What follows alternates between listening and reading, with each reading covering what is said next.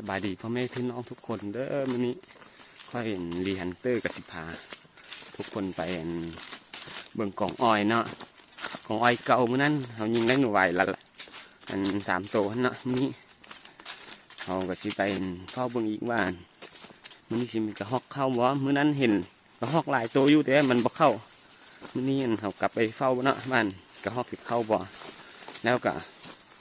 เอาไปวางจุดใหม่ได้หลายจุดแล้วเนาะอีกประมาณ 5-6 มื้อบ่อาทิตย์นึงบ่สิพาทุกคนไปเบิ่งเด้อมื้อนี้มันเอาไปยิงกองเก่านี่ก่อนnói rong nó này của các cho bên trong mùng xây diễn nào đó tất cả một gió lũ diễn nào cố nó đi biết tua này nè nó đi chẳng cọ chúa mua đi cho nào thế cơ đó chỉ mà nó đi biết tua chứ nào họ chỉ nó diễn thì chỉ lấy tua chứ nó biết của tất cả mùng xây xe của môn nào là nó nên chậu của biết mùng xây ok xe nó bé không lấy tua nào đi cha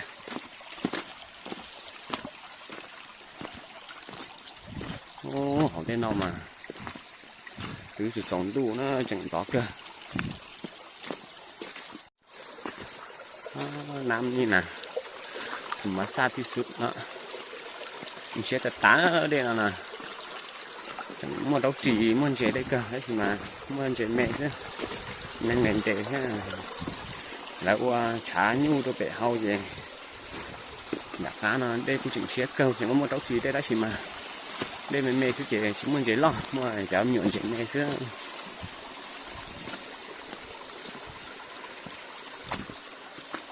cháu đu cơ lý nó hỏi xong là chẳng có một hình giá chứ cái gì món nó mà cháu đu ta đi là chứ chơi đi bao chim mỏng đây đi là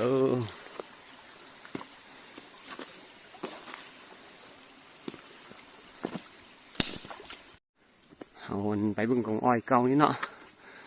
ว่าอันมื้อนี้สิได้ยินกระฮอกบ่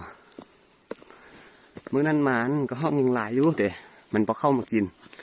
แล้วก็บ่ได้ยินมื้อนี้มันสิมาเฝ้าตึมเนาะมื้อนี้เป็นมื้อเทื่อสุดท้ายแล้วเนาะกองนี่น่ะมาเฝ้ามื้อนี้ถ้าได้ยินก็ยิงบ่ได้ยินเอาก็บ่ตึมมันต้นไสแล้ว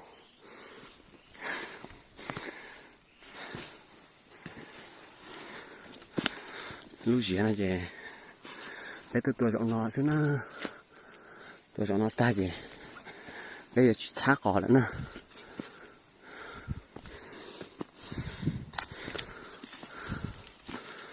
nó cỏ đu lui rồi đúng mẹ màn chân một lời nhưng lửa nói nâng ní hỏi chín mấy may vô đấy lại gió nữa chuyện chuối con mẹ cố khó nè là gió sẽ nạp một tua là lũ chuyện nó mà nán trong giống đặt tà liêu đó này thì nán trong còn nán chúa liêu đấy lại khi đó một cái cũng muốn nán nó cho chọn nó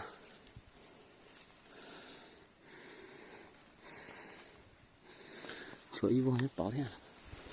ok ngọt to thế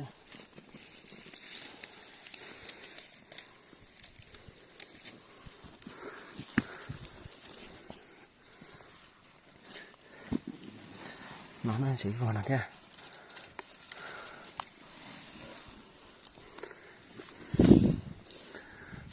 trời ơi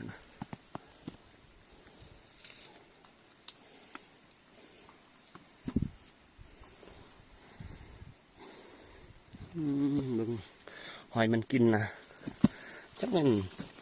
nụ vảiแล้วก็ห้องมึงไม่หอยกินน่ะnó hẳn thật tà liêu bằng sự nó cho nó xưa là tệ nã chi liêu ta chỉ mà lúc gì nó nắng trong hành chơi nắng trong là tệ nã chi liêu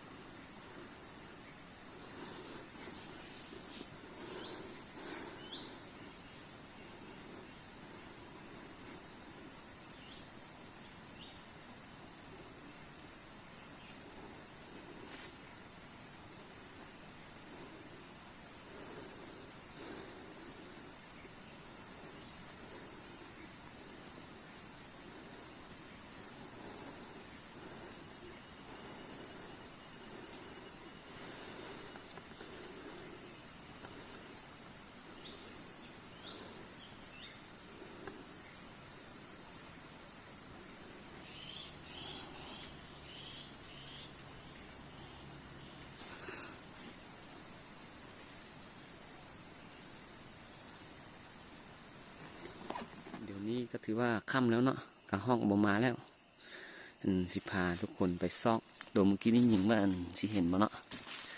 จะนอเจจอนตู้นะจะเป็นหมูยอนนาใช่ปกปอดนะโอ้มื้อนี้จะเป็นอย่างมื้อนี้นะกะฮอกมาหลายตัวอยู่แต่ว่าบ่เข้ามากินตัวสุดท้ายเนาะโอ้ยเสียดายขนาดว่าสุดท้ายมันกินแล้วมันหยุดนิ่งกันแล้วก็ยิงไงมันมาจับแล้วมันก็ไปโอ้ยเสียดายตัวสุดท้ายอันกูสิก็เลี้ยวตัวนี้เกินเก่านั่นน่ะตัวสาเดียงใช่ต่อก่อนนิดหน่อยก่อนนึงเดี๋ยวจงcho nó mặt tua là ha nếu tua cho vậy này chứ thằng có ít kho nó chỉ lịch khía là chỉ đâu tua thế ô cụ sĩ đặt ta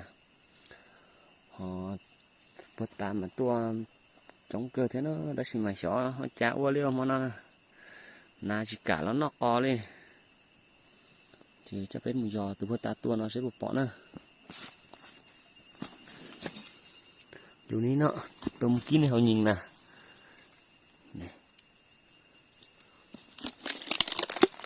nhuận nà xíu nữa tụi nóนี่เนาะมื้อนี้ได้แต่ตัวเดียวนี่เนาะเมื่อกี้นี่ก็ฮอกมาหลายตัวแต่มันบ่เข้ามากินกองอ้อยเลยจักเป็นอย่างกองอ้อยนี้น่ะก็ฮอกบ่กล้าเข้ามากินtới từ mình nhuận nà nó sẽ lạ em mo cho mà đã cho bé từng một tua cụ thứ cho tới cho ở bên lú bao xí lú đó xí mà có cho tới ở bên lú nào chứ chỉ còn để rồi mấy mà một sái sẽ nạp vẫn no đi chả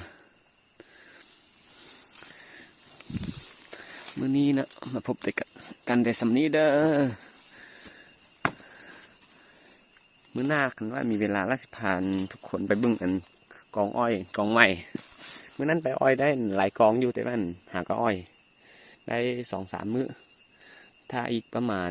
จัก3 มื้อ4 มื้อแล้วสิพาทุกคนไปเบิ่งว่ามีกระหอกกินบ่มื้อนี้ก็พบแต่กันสำนี้เด้อฝากกดติดตามให้ด้วยเด้อ